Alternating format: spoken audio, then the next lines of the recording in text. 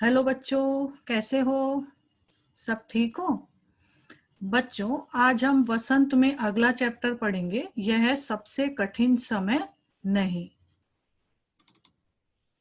इसमें देखिए, सबसे पहले हम Dalmia core promises value attitude के अंदर डालमिया बुनियादी मूल्य, जिसमें हम लोग देखेंगे शुभ अशुभ मूल्य या अभिवृत्ति या मनोवृत्ति, अच्छे शुभ या बुरे अशुभ, लाभकारी, महत्वपूर्ण, उपयोगी, सुंदर, वांछनीय और रचनात्मकता के लिए एक आंतरिक संदर्भ या प्रेरणा प्रदान करते हैं। मनोवृत्ति व्यक्ति के विचारों, विश्वासों, मूल्यों और मनोभाव की अभिव्यक्तियां हैं। अर्थात शुभ अशुभ जो डालमिया बुनियादी मूल्य है, वह हमारे लिए उसमें हमें विकल्प देता है कि हम उसमें से शुभ या अशुभ में से शुभ को ही चुनें, क्योंकि शुभ ही हमारे लिए लाभकारी, महत्वपूर्ण, उपयोगी, सुंदर और रचनात्मकता के लिए हमें एक आंतरिक प्रेरणा प्रदान करते हैं, जिसे हम सकारात्मक और नकारात्मक विचार के रूप में भी देख सकते हैं कि सकारात्मक विचार से हम आशान्वित होकर प्रतिकूल परिस्थितियों में भी आगे बढ़कर सफलता प्राप्त कर सकते हैं, और नकारात्मक विचार में हम निराशा और अवसाद में डूबकर आगे न बढ़कर असफलता प्राप्त करते हैं। इसलिए हमें हमेशा अपने मन में सकारात्मक विचारों को अपनाना चाहिए। अब कविता देख लेते हैं। सबसे पहले इसकी जो रचयिता है या कवित्री है वो है जया जादवानी। इस कविता में हम कविता का सार देख लेते हैं। सबसे पहले कि इस कविता में जो कवित्री हैं जया जादवानी जी, उनका जिंदगी के प्रति आशावादी दृष्टिकोण देखता है। वो आशावादी हैं, उम्मीद का भरोसा कभी नहीं छोड़ती। वे ये मानती हैं कि मानव में जब तक हिम्मत है, साहस है, शक्ति है, तब तक यह कहा नहीं जा सकता कि कठिन समय की शुरुआत हो गई है, और जब व्यक्ति हिम्मत का साथ छोड़ देता है तभी कठिन समय की शुरुआत होती है। तो ऐसा ही आशावादी दृष्टिकोण हम सबको बनाए रखना है। कविता देखिए, यह सबसे कठिन समय नहीं, नहीं यह सबसे कठिन समय नहीं, अभी भी दबा है चिड़िया की चोंच में तिनका और वह उड़ने की तैयारी में है। अभी भी झड़ती हुई पत्ती थामने को बैठा है हाथ एक, अभी भी भीड़ है स्टेशन पर, अभी भी एक रेलगाड़ी जाती है गंतव्य तक, जहां कोई कर रहा होगा प्रतीक्षा। पहले कठिन शब्दार्थ देख लेते हैं।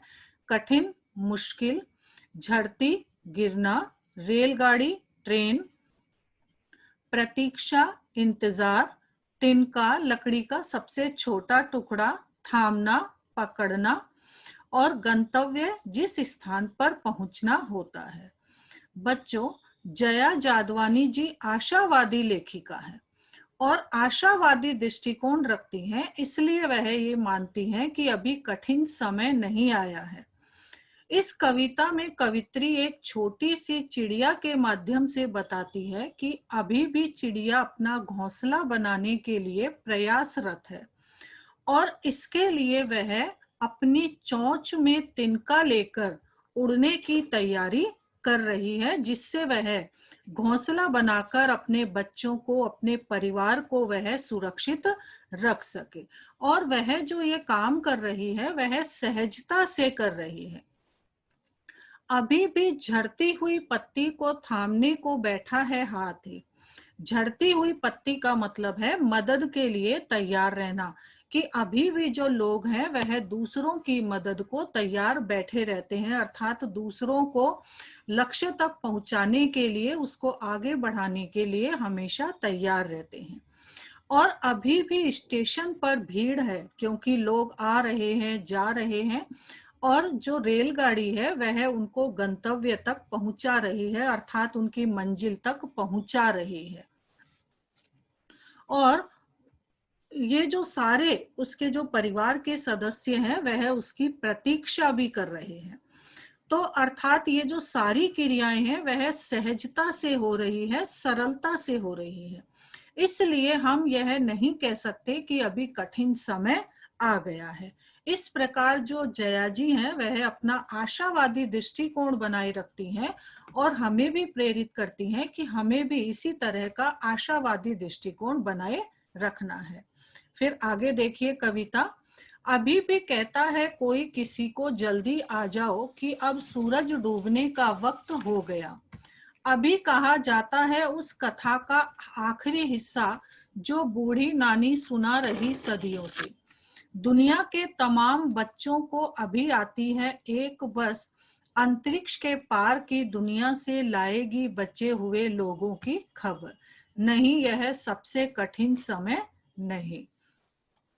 पहले इसके कठिन शब्दार्थ देख लेते हैं। वक्त का मतलब है समय, आखिरी मतलब अंतिम, सदियों मतलब पुराने समय से, खबर मतलब समाचार, कथा मतलब कहानी, हिस्सा मतलब भाग, तमाम मतलब बहुत सारे और कठिन मतलब मुश्किल।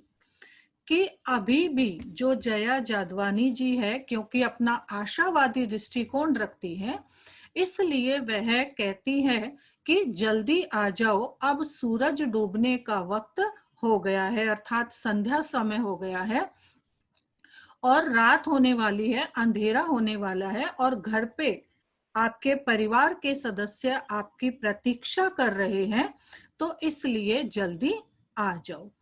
अभी कहा जाता है उस कथा का आखिरी हिस्सा जो बूढ़ी नानी सुना रही सदियों से। कि अभी भी कहा जाता है, अर्थात अभी भी परिवार में बूढ़ी दादी या जो नानी है वह कथा सुनाती है, प्रेरणात्मक कथाएं सुनाती है और उसका जो आखिरी हिस्सा होता है उसको तो बहुत ही रोचक तरीके से सुनाती है, क्योंकि जो आखिरी हिस्सा होता है वही प्रेरणा देने वाला होता है, संदेश देने वाला होता है और वो उन्हीं आखिरी हिस्से के माध्यम से वही नैतिक मूल्य बच्चों में, अर्थात अपने नाती में, अपने पोतों पोतियों में डालना चाहते हैं। तो इसलिए वह उस कथा का आखिरी हिस्सा को आखिरी हिस्से को बहुत ही रोचक तरीके से सुनाना चाहती है और सुना भी रही है।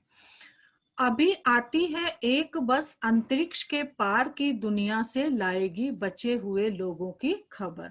और जब तक उस कहानी के माध्यम से यह बताया जाएगा कि अंतरिक्ष के पार अर्थात ऊपर या फिर आसमान में एक दुनिया बसती है जिसमें कुछ लोग अभी भी बचे हुए हैं, अर्थात परियों की कहानी बताई जाएगी, दूसरे ग्रह के लोगों की जब तक यह कहानियां बताई जाएगी तो तब तक हम नहीं कह सकते कि कठिन समय आ गया है। अर्थात सभी कार्य जब सहजता से हो रहे हैं, सरलता से हो रहे हैं, तब तक हम नहीं कह सकते कि कठिन समय आ गया है। तो इस प्रकार से जया जादवानी जी जिस प्रकार से आशावादी दृष्टिकोण रखती है, हमेशा सकारात्मक विचार अपने मन में रखती है और वही हम लोगों को और विशेषकर आप बच्चों को सिखाना चाहती है, तो आप भी अपने मन से सभी प्रकार के नकारात्मक विचारों को निकालकर कि जिस प्रकार से